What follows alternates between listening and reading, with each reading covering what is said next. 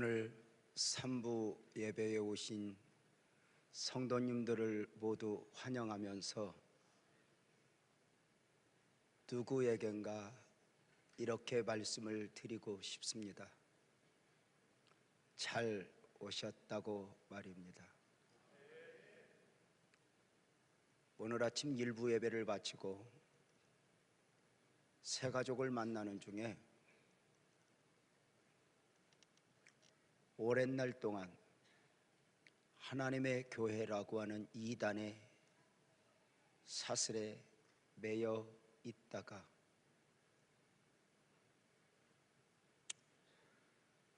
우리 교회 전도자들의 손을 잡고 아침 일찍 눈물로 예배를 드리는 중에 목사님, 제가 와도 되는지 모르겠습니다 하실 때 제가 잘 오셨다고 했습니다. 그에게 저는 하나님이 살아계시고 그 하나님이 당신을 사랑한다고 말해 주었습니다. 지난주일 우리 모든 성도님들이 함께했던 새생명 축제는 축복이었고 감동이었습니다. 많은 분들이 교회에 초대되어 복음을 접하는 소중한 시간들이었습니다. 여기에 많은 전도의 간증들 또한 있어졌습니다.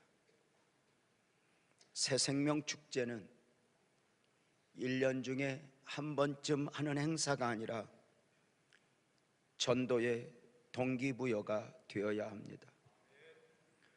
전도는 계속 되어져야 하니 전도는 하나님의 원하심이고 앞서 구원받은 성도들의 의무입니다.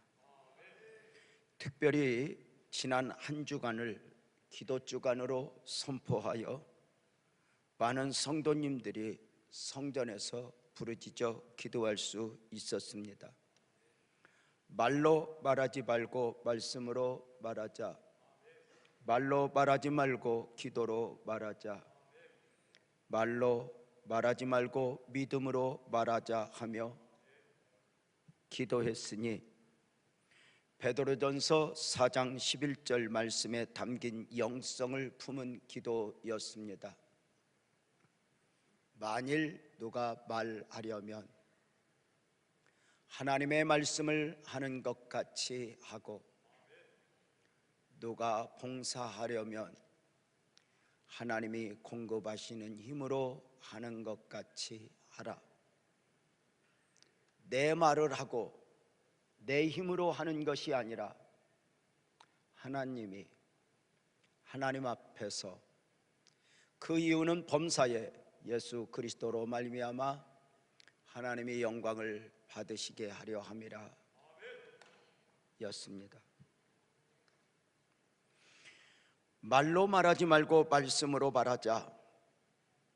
누군가에게 내 생각, 내 원함이 아니라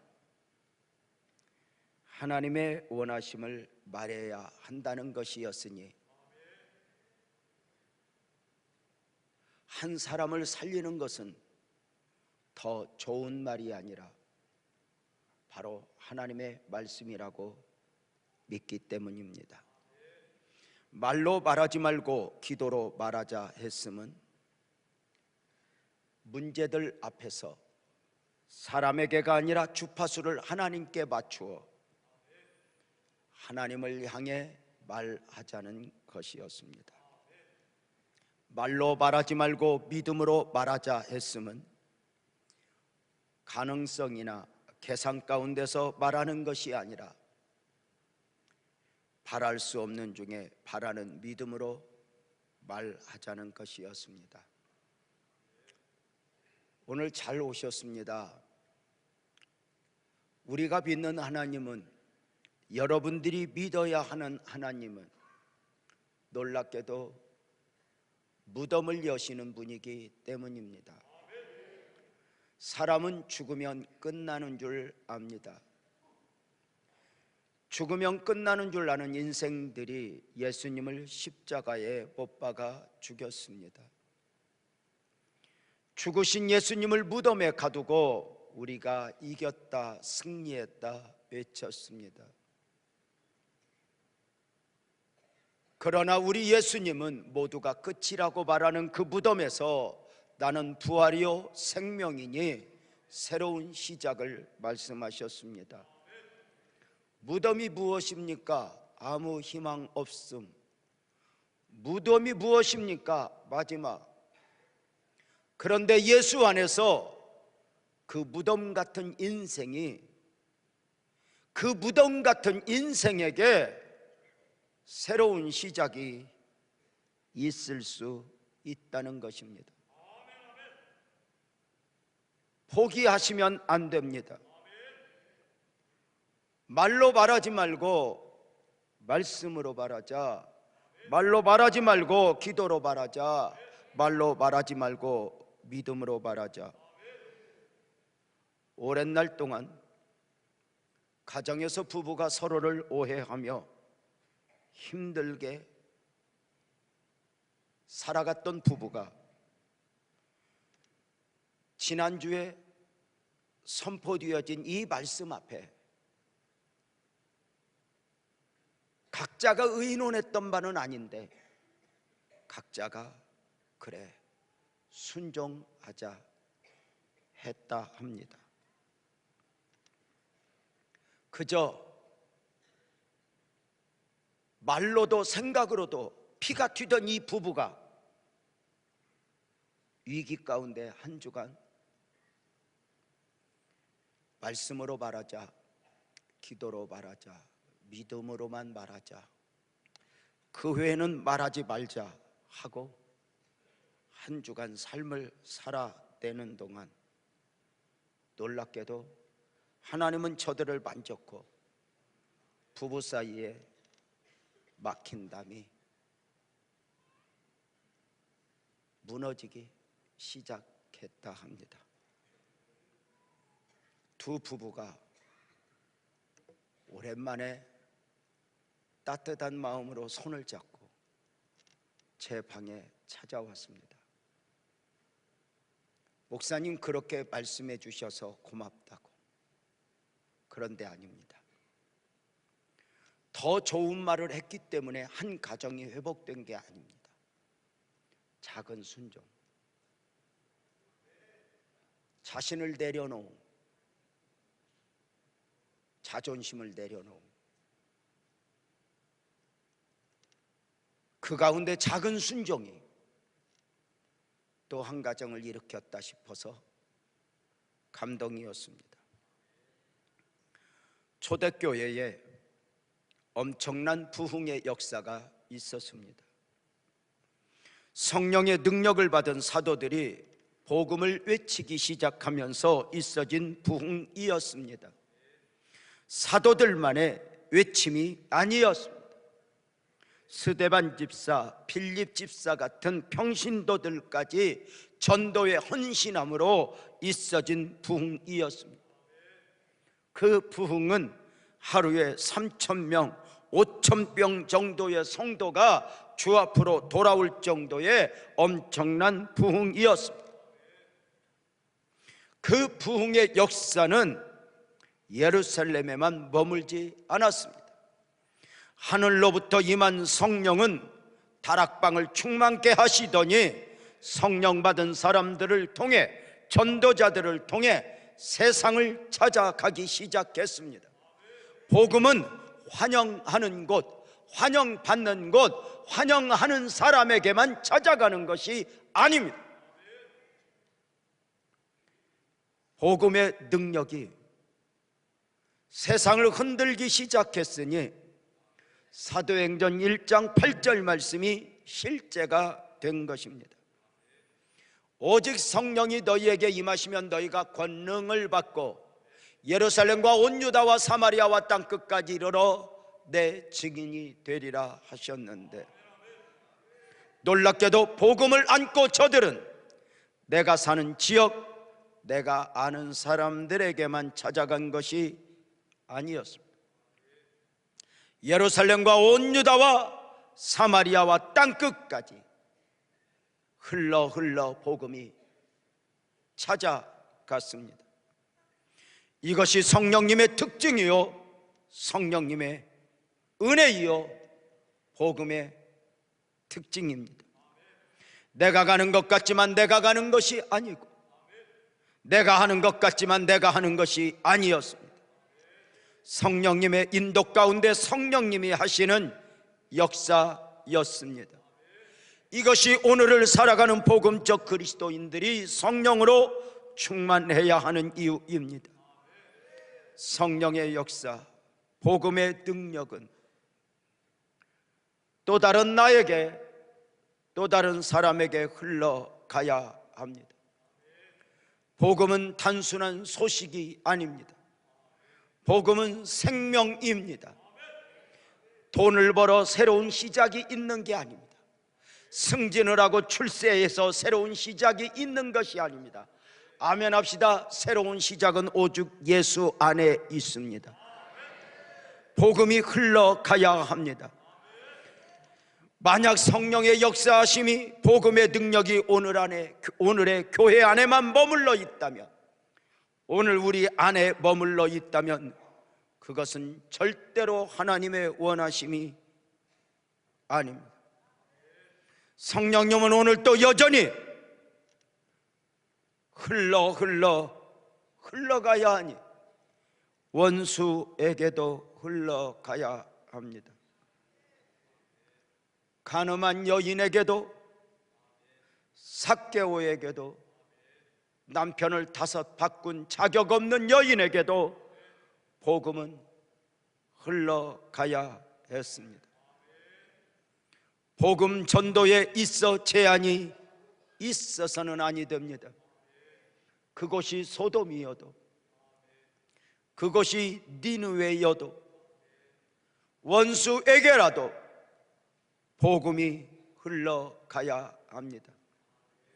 복음 전도에 제한이 있었다면 여기 설교하고 있는 목사를 비롯한 여기 누군가는 복음을 받을 수 없었을 것입니다.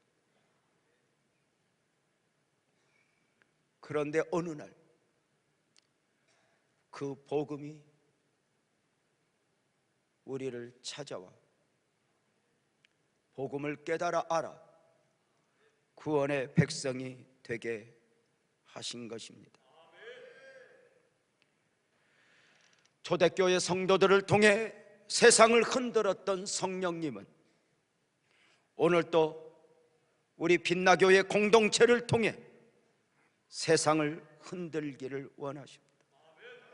물론 세상은 우리를 그냥 두라 할 것입니다. 왜냐하면 복음을 알 수 없기 때문입니다. 마땅하다 싶습니다. 그러나 우리는 복음을 아는 자 되었습니다. 여러분, 정말 죄송한 이야기인데 복음의 특징이 있습니다. 언제 예수 믿어야 될 이유를 아십니까? 예수 믿은 뒤에 합니다. 사람이 언제 죄 가운데 있었다는 것이 알아집니까? 예수 안에 들어와 용서받은 존재가 되면서 깨달아 알게 됩니다. 세상은 우리를 그냥 두라 합니다. 그러나 우리는 저들을 그냥 둘 수 없다 합니다. 돌아와 애절한 호소가 있을 뿐입니다. 초대교회에 있어졌던 부흥의 열풍 앞에 사탄 마귀가 잠잠할 리 없었습니다. 흘러넘치는 복음의 물결 앞에 그냥 흔들리기만 하는 것이 아니었습니다. 세상의 지배자 마귀는 흘러넘치는 복음의 물결 가장 중심부에 있는 두 사도 베드로와 요한을 옥에 가두어 버렸습니다. 저들을 옥에 가두어 초대교회 성도들을 두렵게 하여 복음의 물결을 가로막겠다는 것이었으니 세상은 언제나 이런 식이었습니다. 애굽에서 430년간 종살이하는 이스라엘 백성들의 출애굽을 위해 하나님은 영도자 모세를 보내셨습니다. 모세를 통하여 출애굽의 역사를 이루어내시겠다는 것이었습니다. 이때 마귀는 바로의 마음을 움직여 사내 아이가 태어나면 나일강에 던져 죽이라는 법을 만들어 놓고 기다립니다. 모세를 죽여 출애굽의 역사를 막아내고자 함이었습니다. 하나님이 사람의 몸을 입고 그 이름 예수로 오셨습니다. 자기 백성을 저들의 죄에서 구원할 자, 그 이름 예수로 오시자 마귀는 더 먼저 알고 헤롯의 마음을 움직여 2살 미만의 아이는 다 죽이라 법을 만들었습니다. 아기 예수를 죽이고 아기 예수를 죽여 복음의 물결을 막고자 함입니다. 세상이 잠잠히 당하기만 하는 것이 아니었다, 그 말입니다.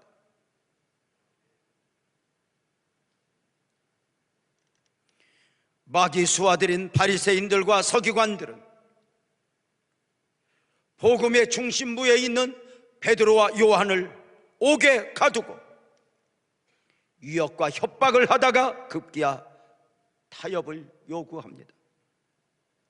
목적은 단 하나이니 사도행전 4장 17절에 보면 이것이 복음이 민간에 더 퍼지지 못하게 그들을 위협하여 이후에는 이 이름으로, 예수의 이름으로 아무에게도 말하지 말게 하자 였습니다.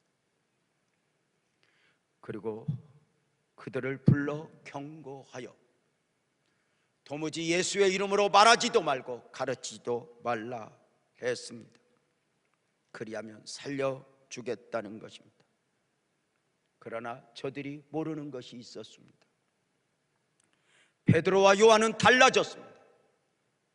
저들은 어느 순간 복음을 품고 죽음을 두려워하지 않는 사람들이 되어 있었으니 두 사도의 반응은 무엇이었습니까? 19절 보면 베드로와 요한이 대답하여 이르되 하나님 앞에서 너희 말을 듣는 것이 하나님의 말씀을 듣는 것보다 옳은가 판단하라 했습니다.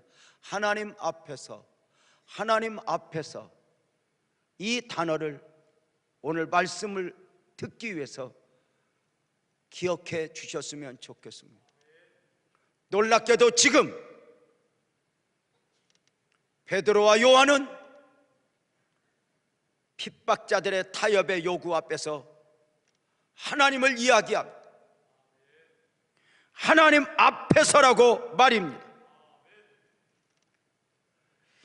감옥에 갇혀 협박을 받던 두 사도가 어리석은 범인처럼 감옥에서 풀려나는 것만을 목적으로 삼았다면 마귀의 타협 앞에 여지없이 무너졌을 것입니다.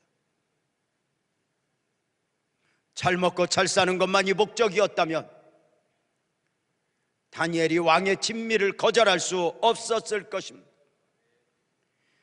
자리를 지켜 보존하는 것만이 목적이었다면 다니엘이 사자굴에 들어갈 필요가 없었을 것입니다.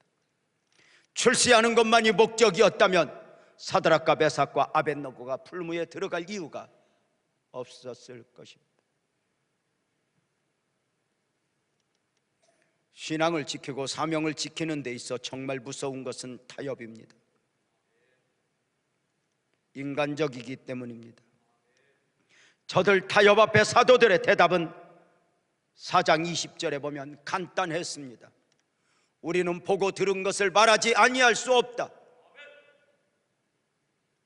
복음은 단순한 정보가 아니라, 단순한 소식이 아니라 크게 하면 합시다, 가정을 살리는 생명이기 때문입니다. 사회를 살리는 생명이기 때문입니다.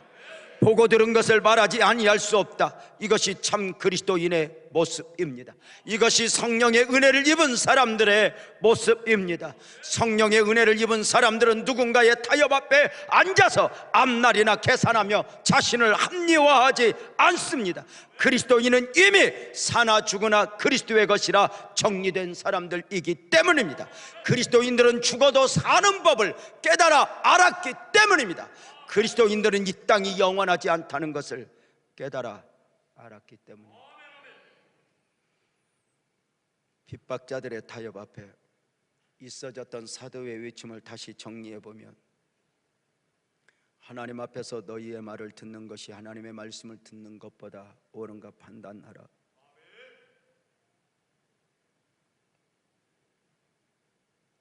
우리가 보고 들은 것을 말하지 아니할 수 없다입니다.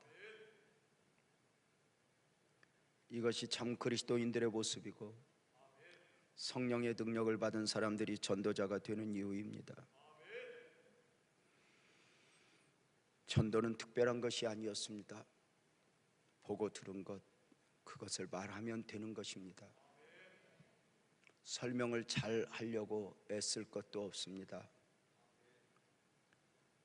성령의 인도하심 따라 내가 들은 것을 들은 만큼, 내가 본 것을 본 만큼 전하면 나머지는 성령께서 역사하실 것이니, 여러분의 삶의 현장에서 그 하나님의 은혜를 날마다 경험하는 복된 은혜가 있었으면 좋겠습니다.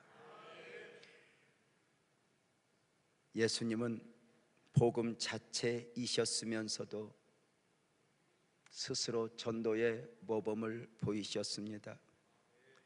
예수님은 공생의 사역의 시작부터 전도하셨으니 마태복음 4장 17절에 보면 예수께서 비로소 전파하여 이르시되 회개하라 천국이 가까웠느니라 였습니다. 예수를 믿어야 할 이유입니다. 예수를 믿으면, 예수님을 영접하면 천국 백성이 될 수 있기 때문입니다. 전도는 예수님의 삶의 이유였으니 마가복음 1장 38절에 보면 우리가 다룬 가까운 마을들로 가자 거기서도 전도하리니, 주님은 전도 자체가 삶의 이유였고 사마리아에 가실 때도, 잃은 양의 비유를 말씀하실 때도, 잃어버린 드라크마의 비유를 말씀하실 때도 언제나 영혼을 가슴에 안고 전도를 품에 안았습니다. 전도는 예수님의 유언이었습니다. 마태복음 28장 19절에 보면 너희는 가서 모든 민족을 제자로 삼아 아버지와 아들과 성령의 이름으로 세례를 베풀라고 말입니다. 로마서는 이렇게 말했습니다. 우리가 전해야 되는 이유를 이렇게 말하는 것입니다. 10장 13절에 누구든지 주의 이름을 부르는 자는 구원을 받으리라. 사랑하는 성도님들, 여기 예배하고 있는 여러분 모두를 축복합니다. 누구든지입니다. 여러분의 모습이 어떠하든지 아무 상관이 없습니다. 어떤 모습으로 왔든지 아무 상관이 없습니다. 누구든지 주의 이름을 부르는 자는 구원을 받으리라. 그런즉 믿지 아니하는 일을 어찌 부르리요? 듣지도 못한 일을 어찌 믿으리요? 전파하는 자가 어찌 들으리요? 보내심을 받지 아니하였으면 어찌 전파리요? 기록된 바 아름답도다 좋은 소식을 전하는 자들의 발이여. 아름답도다 전도자의 발이여. 전도야말로 소중한 일이니, 전도는 마귀에게 속했던 사람들을 빼앗아 하나님께 속하게 하는 것이요, 마귀에게 속했던 사람을 빼앗아 천국 백성이 되게 하는 것이고, 지옥으로 가는 걸음을 돌이켜 하나님 앞으로 안겨지게 하는 놀라운 역사이기 때문입니다.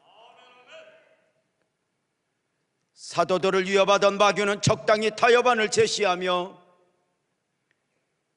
제자들을 감옥에서 도와주었습니다. 예수의 이름으로 말하지도 말고 가르치지도 말라고 말입니다.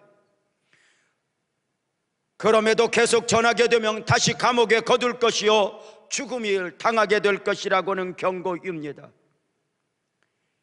이런 절박한 가운데 사도들은 놀랍게 기도의 자리에 가서 함께 기도하기 시작했습니다.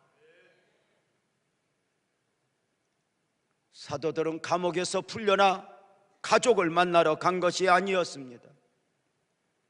감옥에서 시달려 지쳤으니 우선 좀 쉬어야 되겠다, 안식을 추구하지 않았습니다. 저들은 핍박을 피하기 위하여 당분간 잠잠해야 하겠다 회의하지 않았습니다. 저들은 어떤 다른 인간적 방법을 취하지 않고 먼저 기도에 무릎을 꿇었습니다. 참 그리스도인은 무슨 일 앞에서든지 먼저 하나님을 찾는 자로, 하나님을 도움을 바라고 기도하는 자로 길들여진 사람들이어야 합니다. 사랑하는 성도님들, 아멘 합시다. 하나님 살아계십니다. 그 하나님 앞에 기도하십시오. 그리고 그 하나님의 은혜로 응답의 경험들이 있어 기도의 간증들이 여러분에게 품어지기를 주님의 이름으로 축원합니다.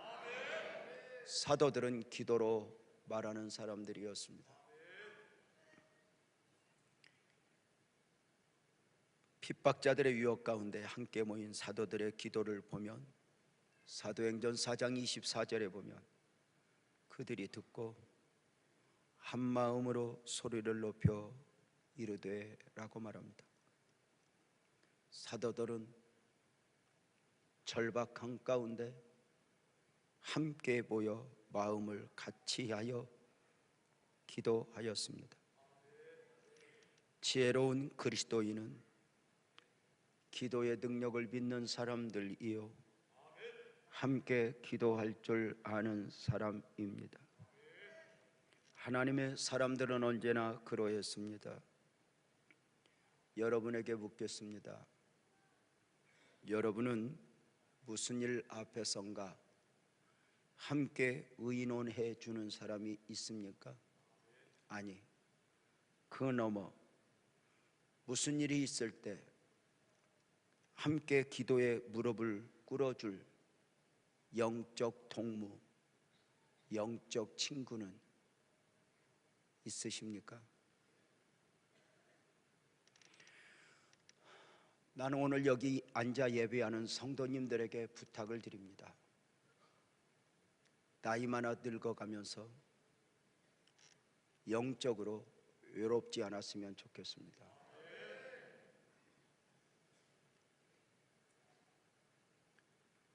육적인 것을 말하는 것이 아닙니다. 종종 이런 말들을 합니다. 사람이 나이 많아 늙어 외롭지 않게 살아가려면 친구가 있어야 된다고. 정답인 것 같습니다. 친구 참 좋지요. 그런데 아세요? 친구도 75세 넘어가면 친구도 친구가 되어줄 수 없습니다. 나빠서가 아니라 그게 한계입니다.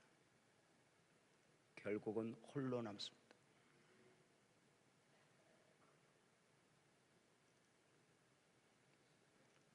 주변에 사람이 많아도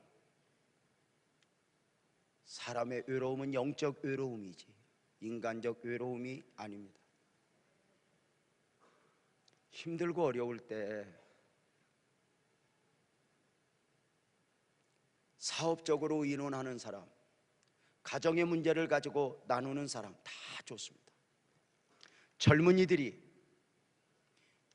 미래를 탄식하며 주저앉아버리는 것이 아니라 연약하기에 형제여 자매여 우리 함께 기도하자, 손을 잡고 기도할 수 있는 사람이 있다면 축복이고 아마 아름다운 추억이 될 것입니다.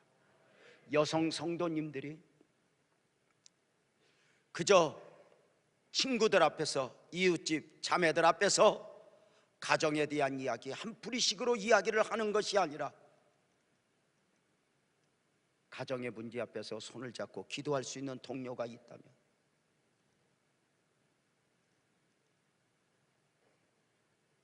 남전도 회원들이 정치 이야기, 사업상의 이야기 말고 누군가의 문제 앞에서 기도합시다.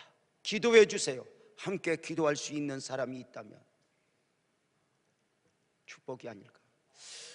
하나님이 부부를 왜 붙여주셨을까? 여러분은 함께 예수를 믿는다면 여러분은 어떠하고 계십니까? 부부가 하루 일과를 마치고 침상에 눕기 전에 손을 마주잡고 자녀의 문제, 사업장의 문제를 하나님의 은혜를 구하며 기도할 수 있다면 복이 아닐까?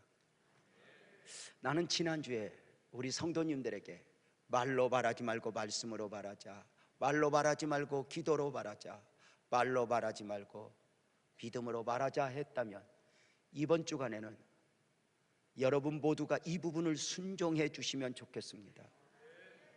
부부가 함께 손을 잡고 오래 밟고 단 1분이어도 아내가 먼저 기도하고 남편이 기도하며 아이들 문제도 그저 걱정만 나누는 것이 아니라 이렇게 기도할 수 있으면 좋겠다 싶습니다. 혹시 멋졌거든 목사님이 시켰으니 하자 이렇게 하시고 순종해 주지 않겠습니까? 어쩌면 이 작은 순종은 생각보다 큰 은혜로 여러분의 품에 안겨질 수 있다고 생각합니다. 다시 말씀을 드립니다. 여러분 마지막 때에 영적으로 외롭지 않았으면 좋겠습니다. 힘들고 어려울 때 하나님을 하나님이라 불러 하나님을 친구로 삼아 예수를 친구로 삼아 부를 수 있다면 성령께서 오늘 또 나와 함께 기도해 주실 것이 아닌가. 사도들의 기도는 하나님을 향하여 소리 높여 부르짖는 기도였습니다. 합심하여 기도하다 보면 부르짖게 되어 있습니다. 진짜 기도는 머리의 기도가 아니라 가슴의 기도요, 성령께서 하게 하시는 기도이기 때문입니다. 아무나 소리 높여 기도할 수 있는 것은 아닙니다. 목소리가 크거나 하고 싶다 해서 되는 것이 아닙니다. 어떤 분들은 그렇게 꼭 소리 높여 기도할 필요가 있냐 말씀하시는 분도 있습니다. 하나님이 크게 해야 듣고 작은 소리로 하면 하나님이 듣지 못하느냐? 정답입니다. 하나님은 크게 해도 듣고 작게 해도 듣습니다. 그럼에도 불구하고 울부짖어 기도하는 것은 우리의 입장입니다. 누군가가 하나님 앞에 애절하지 않고는 살 수 없다면 죄송하지만 여유가 있어 하나님 아니어도 되는 인생보다는 축복일 것입니다. 친구도 많고 즐겨야 할 것도 많아 하나님 앞에서야 나보다는 세상 앞에서가 나가 재밌다. 예, 세상의 지각으로 보면 한없이 좋아 보이고 부러울 수 있지만 언젠가 죄송하지만 여러분은 홀로 남게 될 것입니다. 하나님이 아니면 안 되는 사람, 하나님이어야 하는 사람, 그래서 기도하지 않으면 아니 되는 사람, 왜 기도하라 하실까? 하나님이 우리에게 주고 싶은 것이 많이 있기 때문입니다.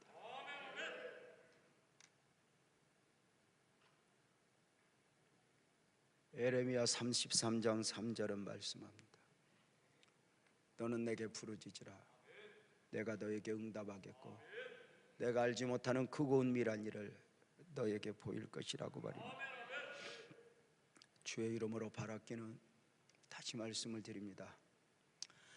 영적으로 외롭지 않기를 바랍니다. 하나님을 구하십시오.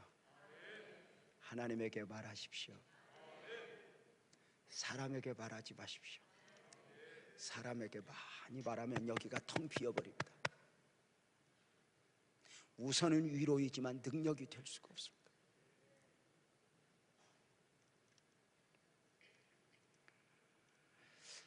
사도들이 기도 모습도 감동이었지만 기도의 내용 또한 감동이었습니다. 사도들은 핍박자들의 위협과 협박 가운데서 풀려났는데요, 풀려났지만 언제든지 잡혀갈 수 있거든요. 그런데 사도들은요, 하나님 다시는 이런 일들이 일어나지 않게 해주세요, 이렇게 기도한 게 아니었습니다. 원수들, 악한 자들, 핍박자들을 일격에 없애달라고 기도하지 않았습니다. 저들 기도의 내용이 무엇이었습니까? 나의 원함이 아니라 하나님의 원하심을 붙들고 기도했으니 사도행전 4장 29절에 보면 주여 이제도 그들의 위협함을 굽어보시옵고 또 종들로 하여금 담대히 하나님의 말씀을 전하게 하여 주옵소서 였습니다. 저들은 위험에서 벗어나기 위한 기도가 아니었습니다. 절박한 가운데서 내가 무엇을 원하느냐가 아니라 하나님의 원하심을 붙들고 기도하는 사람들이었습니다. 저들이 위협이 있지만 그럼에도 가서 복음을 전할 수 있게 해달라고 기도했습니다. 왜 이렇게 기도했겠습니까? 저들도 두렵기 때문입니다. 아무리 예수를 믿어도 두려움이 없는 것이 아닙니다. 그 두려움을 이겨내는 것입니다. 저들은 위협과 핍박을 면하게 해달라고 기도하지 않았습니다. 그것을 이길 능력을 달라고 기도했습니다. 이것이 세상의 기도와 우리 복음적 그리스도인들의 기도가 다른 것입니다. 세상에 살아간 사람들은 늘 우한질고 없게 해달라고 기도합니다. 그래서 우한질고 없어야 되기 때문에 이사를 해도 손 없는 날 이사합니다. 이렇게 손 없는 날, 손 없는 날 이사를 해야 됩니다. 왜냐하면 이사를 가면 우한질고가 없을까요? 손 없는 날 이사한다고 그래서 제가 목사인데 손 없는 날이 도대체 무슨 날인가 하고 제가 사전에 찾아봤더니 귀신이 쉬는 날입니다. 아니 진짜. 그래서 우리 집에 있는 귀신이 따라가지 못하도록 우리 집 귀신들 쉴 때 얼른 이사한다는 것입니다. 그게 손 없는 날인데 가서 놀랄 일은 그 집도 덧생 귀신을 놓고 갔습니다. 참 사람이 어찌 보면 어리석다 싶은데 그 똑똑한 척 하는 사람들이 거기에 속아요. 이렇게 속아요. 복음적 그리스도인들의 기도는 아무 일 없게 해달라고가 아닙니다. 이렇게 기도합니다. 아멘 합시다. 주님 내게 이길 힘을 주세요. 원수를 없애달라고가 아니라 원수를 사랑할 수 있게 해달라고.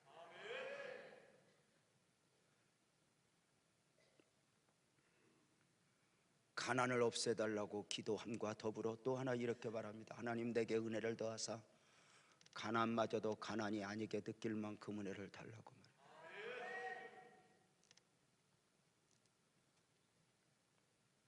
아무 일 없었으면 좋겠습니까? 저도 여러분 모두가 그러했으면 좋겠습니다. 그러나 세상을 살아보지만 인간이 아무 일이 없을 수 있을까? 예수 믿어도 아무 일이 없으면 얼마나 좋겠어요. 집사님 한 분이 저를 보고 그럽니다. 목사님 아무 걱정 없이 예수만 믿고 사는 법 좀 알려줘. 그래서 제가 그 눈을 보면서 그랬네요. 나 좀 알리도.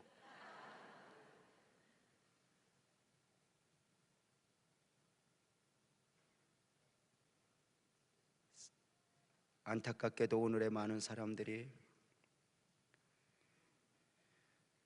온실 가운데 화초처럼 무사태평과 안일과 반사 형통을 요구합니다. 그러하다 보니 작은 시험, 작은 문제 앞에서 겁을 먹고 무너져 버립니다. 마귀는 어차피 택한 백성이라도 넘어뜨리기 위하여 우는 사자처럼 삼킬 자를 찾고 있습니다.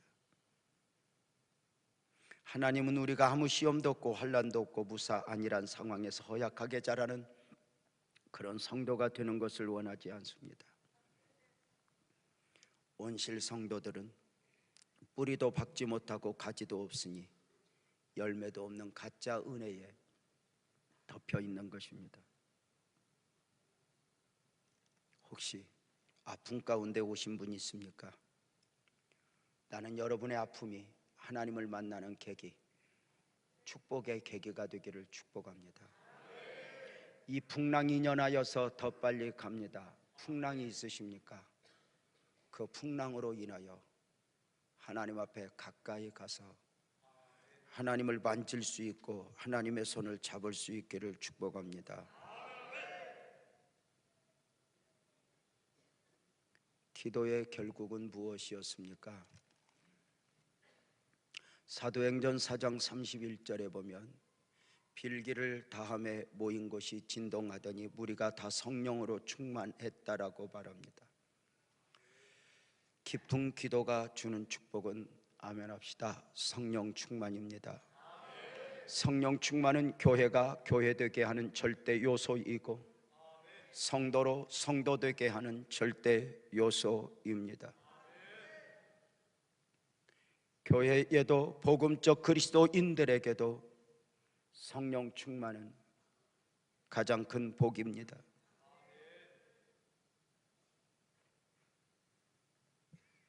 부활하신 예수님께서 제자들을 처음 만나 주신 말씀이 요한복음 20장 21절 22절에 이렇게 말합니다.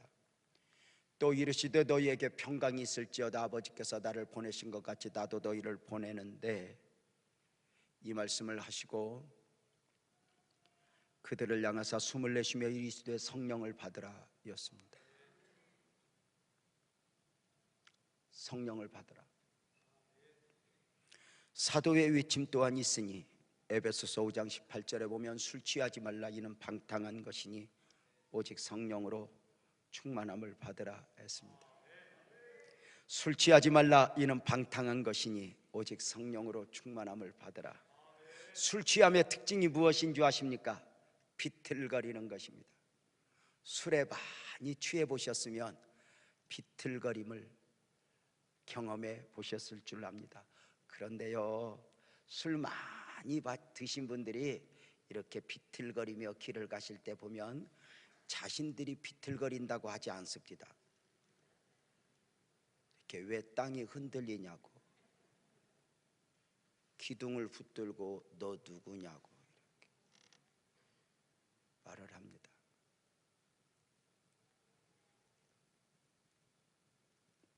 돈에 취해 보셨습니까? 한 가지 틀림없는 건 술 취한 사람들만 모여있는 술집에서는 누가 비틀거리는지 모릅니다. 정상적 눈을 가지고 볼 때 알 수 있습니다. 돈에 취해 보셨습니까? 노름에 취해 보셨습니까? 취미에 취해 보셨습니까? 사람은 제법 제 의지대로 사는 것 같지만 아닙니다. 길들여져 살아갑니다. 세상에 길들여진 것입니다. 처음에는 사람이 술을 마시고 싶어서 마시지만 나중에는 술 없이는 못 사는 사람이 됩니다. 처음에는 담배를 피우고 싶어서 피우지만 나중에는 담배 없이는 못 사는 사람이 됩니다. 내가 내 의지대로인 것 같지만 어느 순간 그 생각 마음이 길들여져 있는 것은 아닌가. 저는 노름에 길들여진 사람들 보았습니다. 그에게는 노름 외에는 아무것도 보이지 않았습니다. 애들 학비마저도 가지고 갑니다. 배우자 몰래 집안에 융자를 빼요. 노름판에 갑니다. 주변은 다 불행입니다.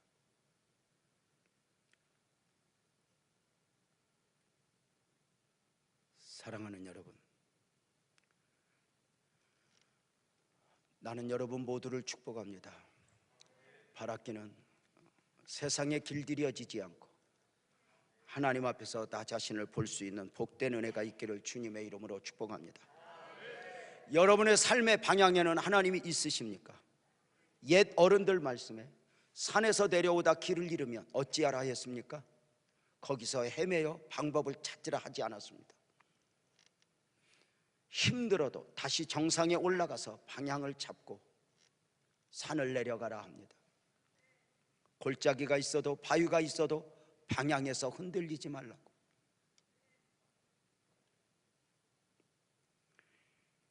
하나님 앞에서에다 사도들은 원수들의 핍박 앞에서 원수들을 본 것이 아니라 하나님 앞에서의 나를 놓아버리지 않았습니다. 그리고 이렇게 말했습니다. 하나님 앞에서 하나님의 말씀을 듣는 것보다 너희 말을 듣는 것이 옳은 것인가 판단해 보라고 말입니다. 다윗은 자신을 죽이려고 하는 사울의 앞에서, 언제나 보여지는 사울 앞에서 하나님 앞에서의 나를 놓아버리지 않았습니다. 사울이 13년 동안 자신을 창을 던져 죽이려 했지만 언제나 하나님 앞에서의 나가 무너지지 않았습니다. 종종 하나님 앞에서 나이기보다는 세상 앞에서 나이기를 원하는 게 사람의 마음일까? 탕자가 그러했습니다. 아버지의 아들로서 아버지 앞에서 나이기보다는 세상의 화려함, 세상의 쾌락 앞에서 나이기를 원하여 아버지를 떠났습니다. 그렇게 즐겨보고 싶었고 누려보고 싶었습니다. 그러나 가보니 별것 아니었고, 세상은 오늘 또 우리를 오라 하는 것 같지만 완전히 밑바닥으로 내려놓아 버렸습니다. 모든 것이 무너진 탕자, 그는 아버지를 그리워하기 시작합니다. 그리고 이렇게 고백합니다. 아버지, 하늘과 아버지께 죄를 지었사오니 아버지의 아들이라 일컬음을 감당치 못하겠나이다. 나를 품꾼의 하나로 써주소서. 아버지 아들 아니어도 좋습니다. 나 품꾼이어도 좋습니다. 아버지 앞에서 나이게만 하옵소서. 오늘도 정리합시다. 사랑하는 성도님들, 예수의 이름으로 부탁을 드립니다. 여러분 모두 동의하면 아멘 합시다. 하나님 앞에서의 나를 놓아버리지 않기를 축복합니다. 그 하나님이 가장 힘들고 어려울 때 여러분들이 손을 내밀면 그 하나님이 여러분의 손을 잡아주실 것입니다. 하나님은 살아계십니다. 오늘도 하나님은 함께 하십니다. 그리고 여러분에게 기도하라 하십니다. 그리고 세상 앞에서의 너가 아니라 나 하나님 앞에서 너여야 한다고 말씀합니다. 오늘도 하나님 앞에서 나이기를 원합니다라고 고백하지 않겠습니까? 오늘 그 고백하는 여러분 모두에게 새로운 시작이 있을 줄로 믿습니다. 다음 주일은 추수감사주일로 지켜지게 됩니다. 추수감사주일이 1년 중에 가장 큰 감사여야 하는 이유는 영적인 감사이기 때문입니다. 1년 중에 산후라면 우리는 종종 감사할 때 보면 육적인 것입니다. 자동차를 주셔서, 아파트를 장만하게 해주셔서, 승진하게 해주셔서 영원한 것을 붙들고 감사하는 게 아닙니다. 우선의 감사입니다. 그런데 감사절의 감사는 큰 감사로 드려야 되는 이유는 영적인 감사이기 때문입니다. 나를 사랑하는 자가 나의 사랑을 입으며, 혹시 영적으로 남다른 은혜를 입었습니까? 그리고 우리 온 가족들이 영적인 은혜를 입어야 한다고 생각하십니까? 그래서 추수감사절이 소중하고 귀한 것이고, 이 감사절에 죽어가는 영혼을 주 앞으로 인도하는 것, 하나님의 기쁨이 될 것입니다. 특별히 우리 빛나 교회는 추수감사절에 언제인가부터 사랑의 쌀 나누기 운동을 시작했습니다. 우리 교회도 여느 교회처럼 초창기에는 강대상에 과일을 장식하고 농산물들을 장식하고 추수감사절 예배를 마음껏 드렸습니다. 그렇게 지하성전에서 선부동 상가성전, 상가성전에서 이동성전으로 와서 강단이 넓어지면서 잔뜩 쌓아놓고 과일을 쌓아놓고 예배하는데, 예배가 마쳐진 뒤에 이 과일을 이렇게 나누어 드렸지만 어느 순간에 과일이 남고 또 굴러다닐 정도로 남는 것을 보며 가슴이 아팠습니다. 아직도 우리 사회에는 과일 하나 들고 이거 하나 먹었으면 하고 과일 가게 앞에 지나면서 한없이 바라보는 분들이 많이 있는데, 이렇게 이것을 허비하나 싶어서 하나님 어떻게 할까요? 기도하는 중에 쌀이 생각났습니다.